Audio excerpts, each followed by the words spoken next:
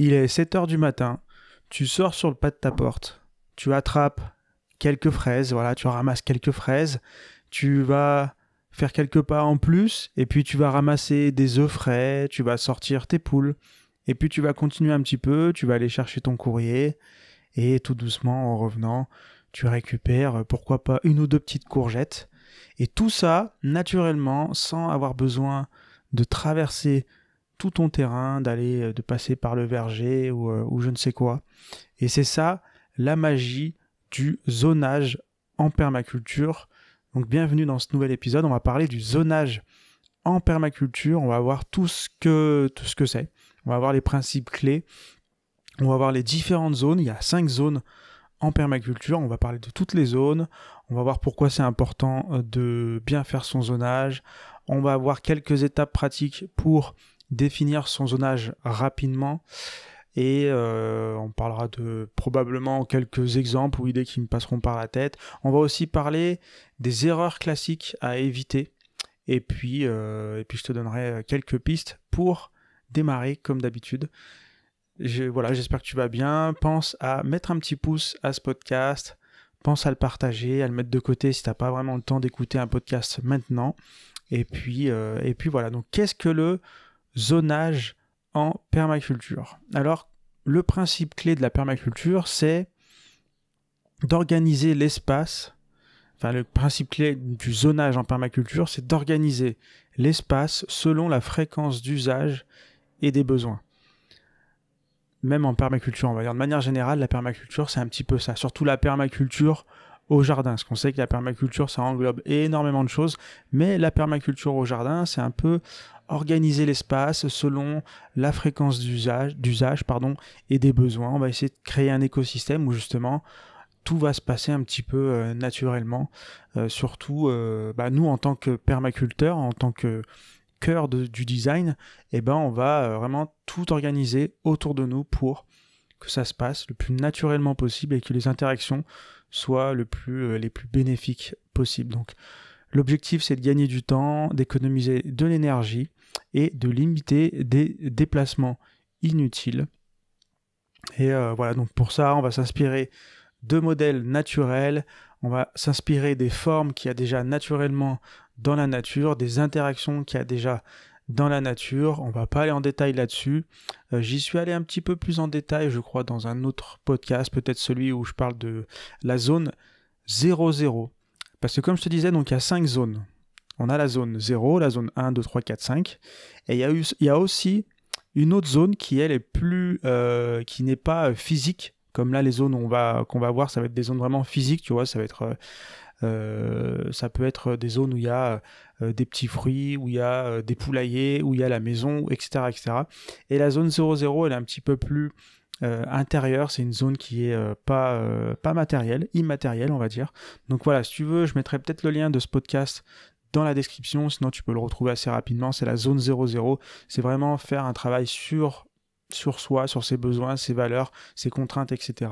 pour pouvoir après faire le travail de design en permaculture et notamment du zonage. Mais revenons-en à notre zonage. Et comme je te disais, il y a 5 zones. En fait, il y en a 6 parce qu'il y a la zone 0. La zone 0, c'est la première zone. Et la zone 0, c'est tout simplement le centre de vie. C'est l'habitation, c'est vraiment le point de départ de tous les déplacements. Donc en gros, si tu es en ville et que tu as un balcon, ça va être ton appartement. Si tu es à la campagne, c'est ta maison, etc. etc. Si c'est un projet professionnel ou autre, ça va être probablement la zone 0. Même si dans tout projet, on peut des fois avoir plusieurs zones 0. On n'en parlera peut-être pas dans ce podcast. J'en parlerai peut-être dans un autre podcast. Peut-être je ferai un podcast spécial comment faire pour avoir plusieurs zones 0. Mais bon, bref.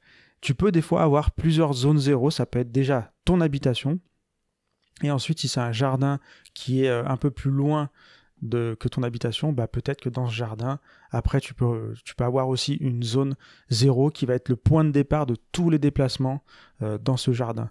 Donc bref, la zone 0, c'est la maison, donc voilà, imagine là quand je te parle de zone, imagine, je sais pas, une vue sur plan de ton jardin. Si tu en as une, n'hésite pas à jeter un œil en même temps que tu écoutes ce podcast, ou tu peux aussi aller sur Google Maps, regarder un petit peu à quoi ça ressemble chez toi, tu sais, avec la vue satellite, et comme ça tu vas pouvoir un peu te faire une idée, et peut-être imaginer aussi les différentes zones, même si le mieux c'est d'aller au jardin pour faire ça, mais pareil, on en parlera un petit peu plus tard dans ce podcast. Donc tu as la zone 0, ça va être ta maison, tout simplement, le point de départ des déplacements. Ensuite, tu as la zone 1. La zone 1, c'est la zone la plus fréquentée, c'est dès que tu sors de chez toi, paf, il y a une zone 1 qui commence. Après, elle va soit à droite, soit à gauche, soit tout droit, elle est plus ou moins grande, et elle a une forme plus ou moins différente. Ça peut aussi, en général, ça suit aussi des chemins, tu vois, on va parler là-dessus aussi, mais les lignes de désir, j'en parle aussi pas mal. Tu sais, les lignes de désir, c'est dans ton jardin, des chemins qui se font naturellement parce que à force de les emprunter, l'herbe, elle pousse un peu moins, et du coup, tu as des chemins qui se dessinent assez naturellement.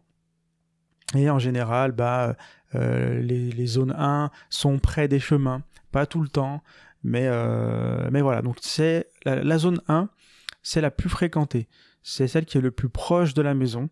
Ça peut être justement, comme on disait, peut-être un endroit où tu vas planter des fraises, un endroit où tu vas planter des plantes aromatiques.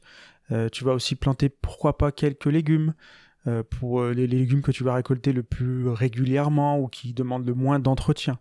Après, tout dépend du projet, hein. Il y a certaines fois où en zone 2, voire 3, c'est intéressant aussi de mettre le potager plutôt en zone 2-3, et peut-être le poulailler il est plus intéressant à mettre en zone 1-2, tu vois, ça dépend des projets. Souvent on entend dire, voilà, la zone 1 c'est spécialement pour le potager, ou il y en a d'autres qui vont dire non, c'est la zone 2, etc. En fait, ça dépend aussi des projets, et au début même, tu peux dire, je vais mettre mon potager dans la zone 1, et après, avec le temps, tu vas te rendre compte qu'en zone 2, c'est peut-être plus intéressant. Après, bon, voilà, c'est aussi...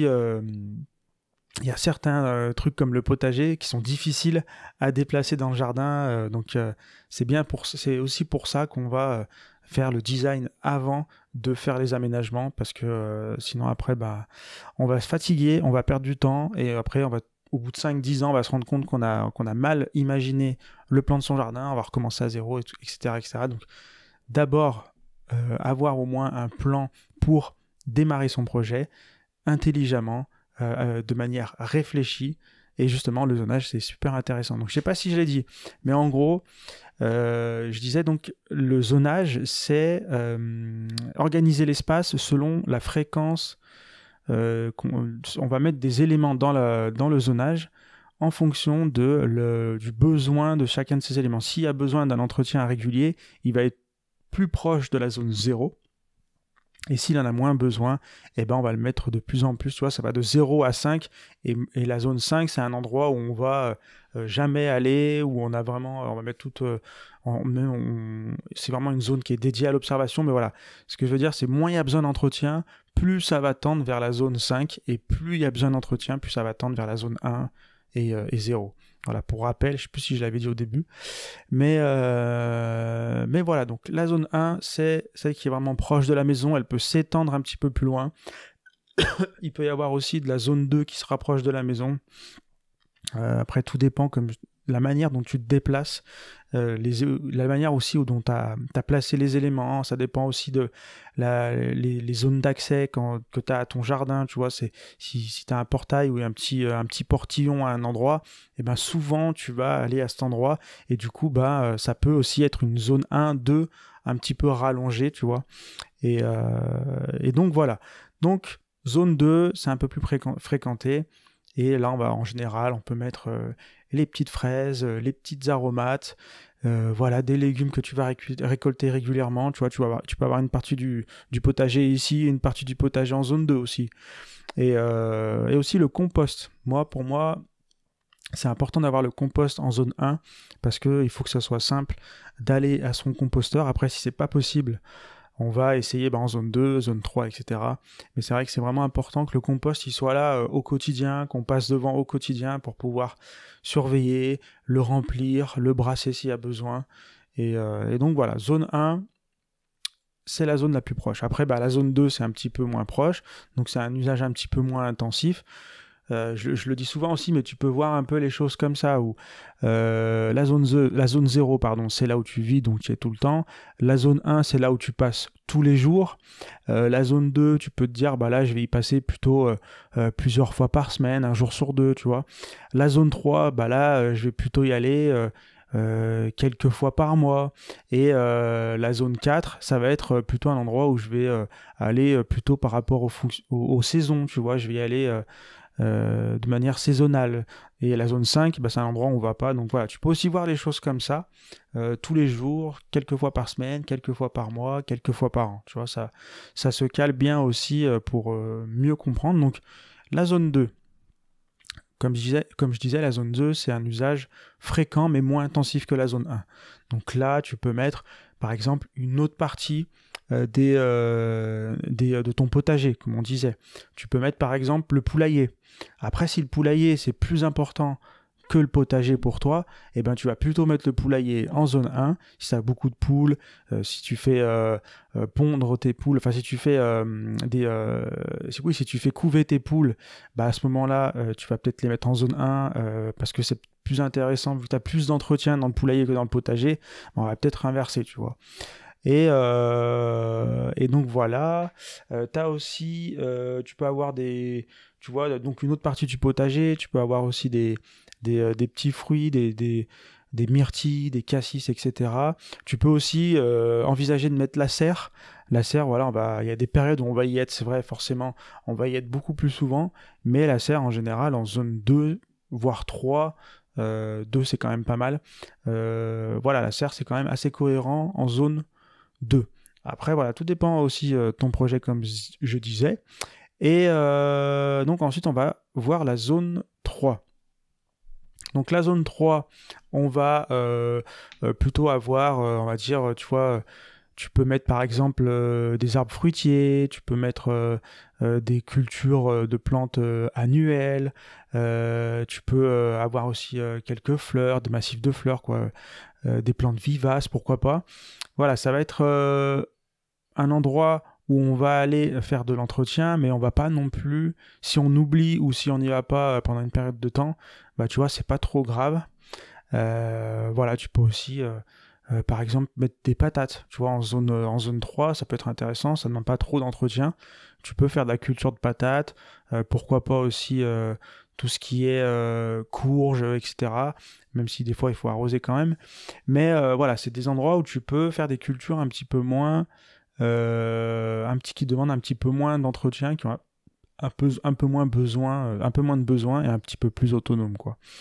Ensuite, tu as la zone 4. Alors la zone 4, donc on se rapproche de la zone 5 qui est quasiment sauvage. Donc la zone 4, faut la voir un petit peu comme une zone un petit peu semi-sauvage, tu vois. Où là, tu peux, je sais pas, si tu as envie de faire pousser des champignons, tu peux faire pousser des champignons. Si tu as envie de faire pousser des arbres pour faire du bois de chauffage, ou si tu as des animaux, tu veux faire du pâturage, etc., etc. Même si tu veux avoir du coup des arbres fourragés pour tes animaux, tu vois, tout ça, ça va se passer en zone 4. Voilà, après, c'est vrai que tout ce que je viens de dire, c'est plutôt pour les gros projets, on va dire. Mais voilà, la zone 4, elle a quand même son intérêt, même dans les petits projets, hein. Moi, je rappelle que je fais aussi des zonages en permaculture sur des petits espaces, parce qu'il peut y avoir aussi, un peu comme le fractal, il peut y avoir un zonage dans le zonage, mais je ne vais pas aller en détail là-dessus, mais sur une petite terrasse de 5, 10, 15, 20, 30 mètres carrés, même un petit jardin de 100, 150 mètres carrés, on peut avoir la zone 0, la zone 1, la 2, la 3, la 4, la 5. Ça ne sera pas les mêmes éléments qu'on vient de voir. Là, je vais parler plutôt pour un terrain de quelques centaines, voire quelques milliers de mètres carrés. Mais voilà, on retrouve ces zones, quelle que soit la taille du projet. Donc voilà, d'ailleurs, si tu as un petit projet de balcon ou de terrasse, de petite terrasse de quelques mètres carrés, quelques dizaines de mètres carrés, voire un petit jardin de 100, 150, 200 mètres carrés, voire un peu plus, sache que j'ai une formation complète, je te mettrai le lien dans la description, pour justement faire un design de A à Z, d'un micro, j'ai appelé ça un micro-jardin en permaculture. où justement on voit toutes les étapes de tout. On voit tout en fait dans cette formation, hein. Je t'invite à aller voir dans la description. Et en gros, il y a le zonage, il y a le design, tu fais ton plan, tu récupères ton matériel, il y a tout, la construction, etc. etc. Donc n'hésite pas à aller jeter un œil dans la description et tu as toute l'étape de design et après tu as toute l'étape de l'aménagement. Donc c'est un accompagnement complet et avec une formation vidéo, hein, où je t'explique un peu qu'est-ce qu'il faut faire à chaque étape. Je t'accompagne étape par étape. Et il y a aussi un groupe Telegram, un groupe d'entraide qui est dédié à la formation où tu peux poser tes questions, partager ton évolution. On fait aussi des conférences en ligne où on peut échanger, faire une étude de cas sur ton projet si tu as besoin. Donc n'hésite pas à aller voir cette formation, le lien est dans la description. Donc voilà, là on a vu les 4 premières zones et la dernière zone c'est la zone 5, donc c'est un endroit qui est normalement dédié au sauvage, dédié à l'observation, dédié à la biodiversité. Donc c'est un endroit dans ton jardin où tu te dis là-bas je touche à rien et je laisse faire la nature et ça du coup c'est quand même assez important et assez bénéfique aussi pour toi, pour la biodiversité, d'avoir des espaces semi-sauvages où tu peux te laisser aller à l'observation. Pourquoi pas mettre un hamac, pourquoi pas mettre une chaise longue et face à cet espace. Et c'est toujours intéressant. Tu peux aussi poser des caméras, des chasse-cam, je crois que ça s'appelle, des caméras qui vont se déclencher la nuit quand les animaux vont passer. Puis après, tu peux regarder quels sont les animaux qui passent dans ton jardin. Donc ça peut être super intéressant. Et ça, c'est la zone 5. Donc voilà, en gros, on a compris que les zones, c'est important, mais je voulais quand même terminer avec pourquoi c'est important. On va te parler un petit peu de comment concrètement tu vas pouvoir faire un zonage sans forcément faire toute l'étape de design, etc., etc. Donc déjà, comme je disais, le zonage, c'est important parce qu'on va répartir les éléments de ton jardin et les ressources selon l'effort que tu as à fournir. Du coup, ça va optimiser tes déplacements dans ton jardin, ça va optimiser la gestion de ton jardin au quotidien, et du coup, tu vas réduire ta fatigue, c'est plus ergonomique, c'est beaucoup plus, on n'est pas là juste à dire je vais faire ça là, puis après tiens je vais faire ça là-bas, et au bout d'un moment on se rend compte que on fait que tourner en rond dans son jardin pour aller chercher un truc là-bas, récupérer un truc, apporter la paille au potager, etc., etc. Et donc si on pense son projet avant, c'est beaucoup plus c'est pour ça que c'est important le zonage. Donc ce que tu peux faire déjà, c'est comme d'habitude l'observation. Ce qui est important, c'est d'observer la topographie. Donc, si tu as des pentes ou pas, déjà, ça va te donner pas mal d'astuces, pas mal de pistes d'observer la topographie de ton terrain. On va pas forcément, on va pas mettre, quoique des fois on peut en mettre, par exemple, planter un arbre dans une pente. Mais voilà, la plupart du temps, on cherche quand même que ça soit facile d'accès. Si on veut planter, si on veut surtout avoir un potager, par exemple, ou le poulailler, on va pas le mettre dans une pente. Quoique des fois, les poules, elles sont bien aussi. Tu vois, tout est personnalisable, on va dire, dans le zonage. Et voilà, donc tu vas regarder la topographie, les montées, les descentes, les cuvettes, les fossés, les buttes, et tu vas déjà avoir pas mal de réponses. Tu vas aussi observer les points d'eau. Les points d'eau, c'est important. Je sais pas si tu as un petit filet d'eau ou un petit cours d'eau qui passe par ton jardin, ça va être important. Parce que probablement que tu vas pouvoir aller récupérer de l'eau pour l'amener à tes plantations, à tes cultures. Donc, c'est important de le noter. Si par exemple tu veux te faire un petit plan, regarde la topographie, regarde les points d'eau, regarde aussi les expositions, le soleil. Où est-ce qu'il y a du soleil? Ou est-ce que c'est plutôt mi-ombre? Est-ce que c'est le soleil du matin ou l'après-midi? Est-ce que c'est complètement à l'ombre? Tout ça aussi, ça va être intéressant. Parce que tous les éléments que tu vas mettre dans ton jardin, que ce soit des plantes, que ce soit une serre, que ce soit un poulailler, tu vas réfléchir en fonction de l'exposition du soleil. Tu peux avoir aussi un poulailler que tu bouges pour le mettre à l'ombre l'été et plutôt au soleil en hiver. Tu vois, il y a plein c'est très important d'observer aussi l'exposition de ton jardin pour réfléchir à ton zonage. Les points d'eau, l'exposition, la topographie. Et comme je disais aussi au début de ce podcast, ça va être les accès à ton jardin. Si tu as un portail, un petit portillon, c'est des endroits où forcément tu vas arriver dans ton jardin par ces endroits où tu vas en sortir. Et donc il va y avoir des chemins qui vont naturellement mener à cet endroit. Et du coup, là, c'est intéressant de comprendre comment tu circules déjà naturellement quand il n'y a rien dans ton jardin. Comment est-ce que tu circules par rapport déjà à tes accès? Et après, tu vas pouvoir aménager aussi en fonction de ça. Le but après, c'est d'avoir toutes ces informations, de te faire un melting pot, de tout mélanger et de construire son zonage par rapport à ça. Une fois qu'on a un zonage qui est assez cohérent pour démarrer, parce qu'on n'est pas... le zonage, il est en général au début, on fait un zonage et après à force d'utiliser, à force de naviguer dans son jardin, etc., on se rend compte que des fois, on va un petit peu, au bout de quelques années, modifier son zonage pour l'adapter. Mais voilà, concrètement, on a quand même, dès le début, un bon aperçu du zonage, à part si vraiment après on refait un gros aménagement. Mais en général, voilà, au début, c'est pas exactement celui que tu vas avoir dans quelques années, mais il y a quand même des bons points clés, comme par exemple les accès, le soleil, tout ça, tu peux pas vraiment changer tout ça, mais quand même, au bout d'un moment, ça peut changer.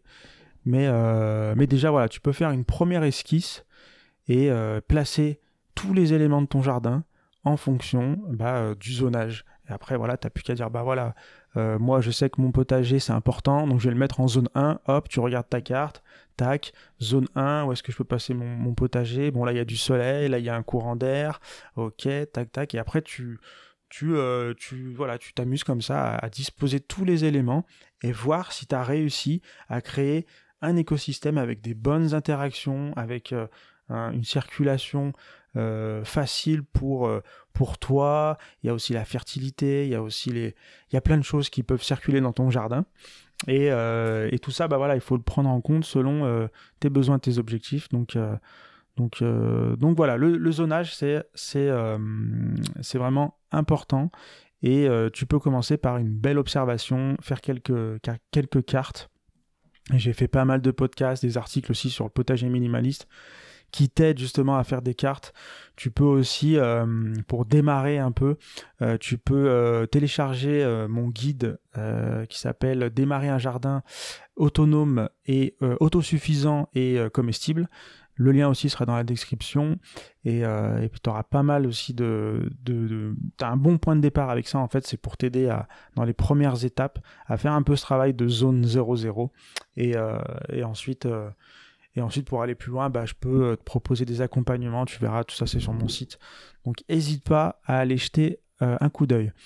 Ensuite, donc comme je disais, ton zonage, il va un petit peu s'adapter après par rapport à la réalité du terrain, à tes besoins, etc. Et voilà, ton compost, il peut bouger. Ton poulailler, pareil, lui, il peut bouger en fonction des saisons. Mais aussi, au bout d'un moment, tu peux avoir un poulailler fixe et finalement le déplacer. Enfin, tu vois, il y a la serre aussi. Donc, après, c'est compliqué des fois à déplacer une serre, même un poulailler.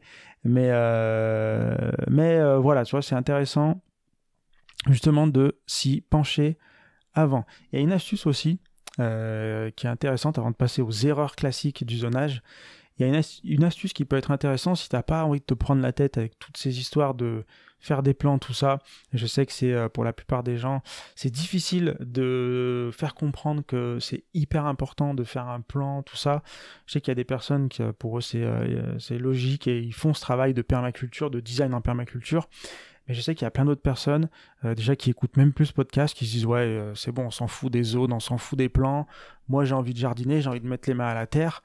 Mais toutes ces personnes finalement, au bout d'un moment, elles en ont marre parce que elles savent même pas pourquoi en fait, parce que le jardin il est pas adapté. Elles savent même pas pourquoi elles en ont marre de jardiner. Et parce que finalement, si elles avaient pensé en amont à avoir un jardin ergonomique, elles prendraient plaisir parce que les choses se feraient pas toutes seules, mais un peu plus naturellement et un peu plus, j'aime bien ce mot là, ergonomiquement, je sais pas si ça se dit. Mais une astuce que tu peux d'ores et déjà faire, si tu as envie de commencer rapidement, c'est tout simplement de mettre tout au plus proche de ta maison. En fait, limite, il faut que tu mettes le plus proche de toi, tu vas mettre en zone 1, on va dire quoi, et ben tu mets tout au plus proche de toi. Tu essaies d'avoir quelque chose pour faire le potager au plus proche de la maison, quelque chose pour faire le compost au plus près de ta maison. Et tu essaies de faire en sorte d'avoir des choses qui soient facilement démontables, déplaçables, etc. Et la serre, tout, tu vois, tout dépend de ton projet, hein. Après, les arbres, une fois qu'ils sont plantés, on ne peut pas les bouger, hein, malheureusement. Mais voilà, toutes les choses que tu peux un peu bouger, démonter, déplacer, bah, paf, tu les mets tout en zone 1, ton matériel et tout. Et petit à petit, tu vas te rendre compte qu'il y a des choses que, finalement, naturellement, ça, j'en ai moins besoin, donc je vais y mettre un petit peu plus loin, puis un petit peu plus loin. Je sais, c'est un petit peu con comme réflexion, mais franchement, ça marche super bien.